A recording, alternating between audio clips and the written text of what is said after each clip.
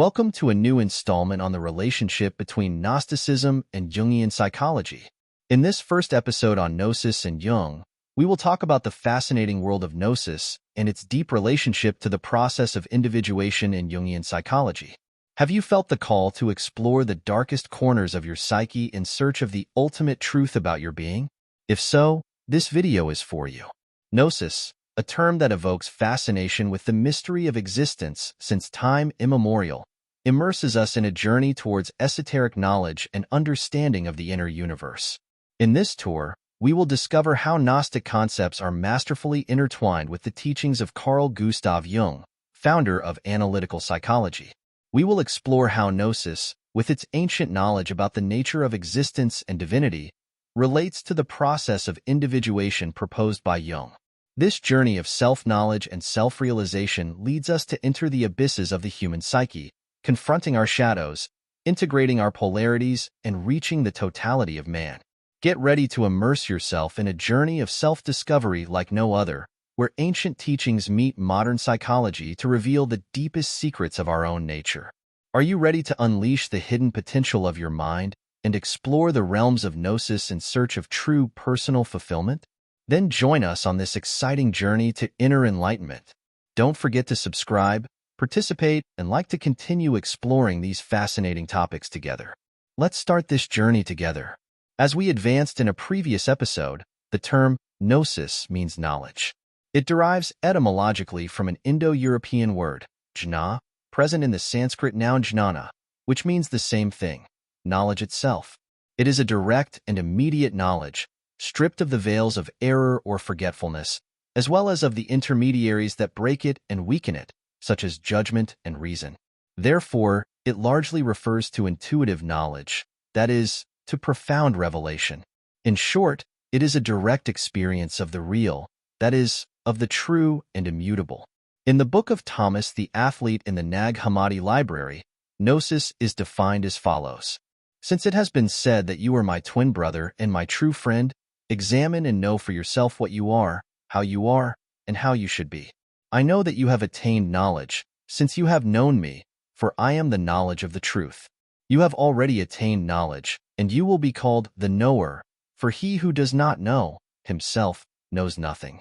But he who has known himself has already come to the knowledge of the depth of the all. In this fragment, the Master, who is here identified with Jesus, directs the disciple towards self-knowledge, to discover what is within himself. The Gospel of Truth confirms this when it says, "In this way he who possesses knowledge is from above. If he is called, he listens, responds, and turns to the one who calls him to ascend to him, and he knows what it's called. Possessing knowledge, he does the will of the one who has called him, wants to please him, and receives rest. His proper name appears.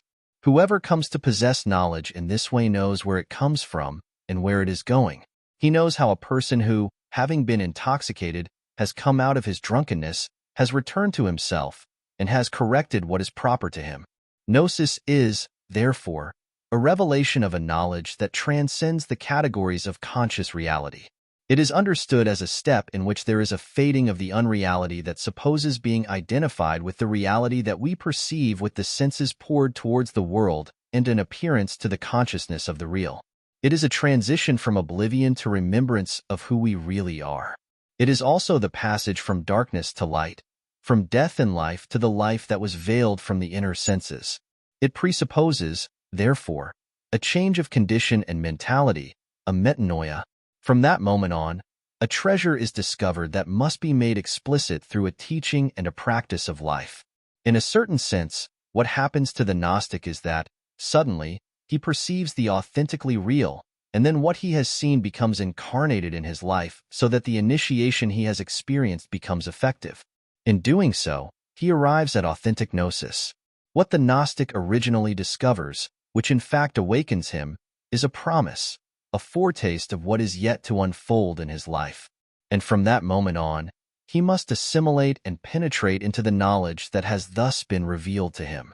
Thus, his whole life becomes a process of spiritualization that in Jungian psychology we call the process of individuation, which will take place in the intimacy of his depth and in solitude. The person who does not know himself who does not follow this process is moved by powers that he does not understand. Hence, the Gnostic Valentine expresses himself in the following way. Thus the earth arose out of its confusion, the water of its terror, the air of the consolidation of his pain. While the fire, it was inherent in all of these elements. How ignorance lay hidden in these three sufferings. The Greek word for suffering is pathos and also connotes being a passive recipient of experience, in this case, of the three sufferings. In the Gospel of Truth, regarding ignorance, the Gnostic Valentine or a follower of his says the following. Ignorance. It produced anguish and terror, and the anguish became solid as a fog, so that no one could see. For this reason, error is powerful. Those who have not received Gnosis live unconscious of themselves, without roots. That existence is described by the Gospel of Truth as a nightmare. Those who live in such a nightmare experience terror, confusion and instability, doubt and division, and are caught up in many illusions. Hence, the nightmare passage in the Gospel of Truth refers to those who thus live, as if they were fast asleep and in disturbing dreams. Either there is a place to which they flee, or, without strength, they come from having pursued others, or they strike blows, or they receive them, or they have fallen from high places, or they soar into the air, though they do not even have wings. Again, sometimes it's as if people are murdering them, even though there's no one to chase them, or they kill their neighbors themselves because they've stained themselves with their blood. When all those who go through these things wake up, they see nothing, they who were in the midst of these upheavals, because they are nothing. So, it is with those who have driven away ignorance of themselves as a dream, leaving their works behind like a dream in the night. This is the way everyone has acted, as if they were asleep at the time when they were ignorant. And this is the way he has come to knowledge, as if he had awakened. He who remains in ignorance is a creature of forgetfulness and cannot experience satisfaction. Such a man dwells in deficiency, which is the opposite of contentment. Deficiency consists in ignorance of oneself, which, by the way, is understood as a form of self-destruction. As we have seen in the Book of Thomas, the athlete who acquires Gnosis, mature and perfect knowledge, recognizes himself as the twin brother of Jesus, which means that spiritual authority is found within himself. This, of course, has enormous political and social consequences, because it means that the guide to self-knowledge is not to be found in any external authority, that is, in any religious institution, but rather in the depths of the psyche, in the discovery of the inner light. In this sense, Jesus tells his disciples in the Gospel of Thomas the following. If you bring out what is within you, what you take out will save you. If you don't bring out what's inside you, what you don't bring out will destroy you. Gnosis is obtained gradually through effort, as we see expressed in the following passage from the Gospel of Thomas. Know what is before your eyes, and what is hidden will be revealed to you. The path of Gnosis places the person in a solitary, difficult process, since the consciousness of the Gnostic struggles against internal resistances, characterized as a state of intoxication or drowsiness. This solitude of the Gnostic comes from a certain state of isolation, in the sense that the experience lived by him can only be experienced in solitude and shared with the pneumatics, his brothers. This immediate experience also frees the Gnostic from external authority, since no one can tell another which path to take, what to do, how to act at any given moment. The Gnostic did not accept collective beliefs as an act of faith once Gnosis had been received. Before such an event, he could accept what others always told him provisionally. Once Gnosis has been obtained, a person ceases to rely on human witness because he has discovered the truth itself. For Gnostics, those who follow testimonies of others, including those of Scripture, are not following the inner truth. In short, we see that the Gnostic receives a revelation that causes him to come out of his state of drowsiness or drunkenness, and, subsequently, there is a deepening of that revelation and a radical change of mentality or metanoia from which he embarks on a process of individuation or spiritualization. Hence, in a famous fragment of the Valentinian Gnostic Theodotus, preserved by Clement of Alexandria, it is said, "But it is not only baptism that saves, but also knowledge, what we were and what we have become, where we were from and where we have been thrown, whither we are hastening, from where we are redeemed, what is generation and what is regeneration." This experience can be expressed through a myth, understood as a story or an imaginary tale. This myth manifests the same thing that has been expressed in multiple ways in the various myths of every time and place, as a reflection of the creative imagination, albeit using an individual language. But it is not a matter of a passive reception of sensory impressions, but of revealing visionary experiences that are imposed on the consciousness of the Gnostic. The imagination, which is that faculty of the soul which creates symbolic images, facilitates the reception of Gnosis and its complete attainment. Reason serves the Gnostic as an instrument through which to amplify the images and symbols arising from the unfathomable depth from which his experience arises. Hence, in the Gospel of Philip, this is expressed as follows. Truth did not come into the world naked, but came clothed with types and images. One will not receive the truth in any other way. And he goes on to say, you saw the Spirit, you became the Spirit. You saw Christ, you became Christ. Dress the Father, you will become a father. You see yourself, and what you see you will become. Thus, whoever attains Gnosis becomes, not a Christian, but a Christ, the Gospel of Philip tells us. As we can see, the political and social implications of such a Gnostic worldview are enormous. They implicitly oppose the development of an institution like the early Catholic Church.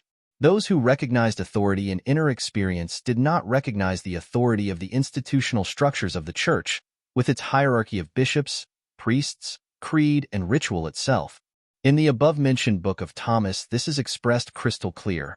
Whoever has not known himself has known nothing, but he who has known himself has at the same time already acquired knowledge of the depths of all things. Transposing these arguments into the scientific collective consciousness, how do you think a mental health professional's inner experience might influence their ability to understand and help their patients? What do you think a Gnostic would think about the authority of a psychiatrist or a psychologist who doesn't have direct experience with the deep psyche? What authority would the Gnostics attribute to those who have an impeccable curriculum as psychiatrists or psychologists, but who do not have deep self-knowledge? Is it possible that a psychiatrist's or psychologist's lack of inner experience can affect understanding and guidance in psychotherapeutic work with their patients? As we can see, Gnosis renews a controversy that was already present in the origins of Christianity. Jungian psychology introduces a different element from the Gnosticism of the first centuries of the Christian era. For Jung, and for some Jungians, Christian orthodoxy, that is, the exoteric or public version of Christianity, with its institutions and norms, is indispensable for a vast majority of people. Instead of openly criticizing and entering into a dispute with institutional Christianity, as happened in the origins of Christianity with the esoteric or mystical side, which was ultimately annihilated in that struggle, Jungian psychology recognizes the importance and necessity of such structures, and the authority emanating from them, for many people. At the same time, he knows that, for those who embark on a process of individuation, the institutions and, in general, the exoteric aspects of religions are transcended after the discovery of reality beyond appearances. It is in this context that we can understand the anthropological division that the Gnostics make between the hylic, the psychic, and the pneumatic. The latter would be the one summoned by the pleroma to awaken to the reality of the divine spark that dwells in the depths of its psyche and return it to the pleromatic paradise from which it comes. An updated version of this process is the individuation described by Jung. In this anthropological division, we also find a fundamental idea. Our experiences and levels of understanding of reality are intrinsically related to our spiritual development and our perception of the world. Here's how. 1. The hylics are considered by the Gnostics to be the furthest from spiritual truth. They are primarily concerned with the material and sensory aspects of existence. Their lives are dominated by worldly desires and lack a deep understanding of spiritual reality. 2. Psychics, on the other hand, have a heightened sensitivity to spiritual aspects, but are still trapped to some extent by worldly concerns and limitations of the self. They are more open to the idea of the spiritual, but they are still strongly influenced by emotions, desires, and sensory perceptions and, especially, They are imbued with the values of the collective consciousness which, for the Gnostic, are the domain of the demiurge or false god. 3.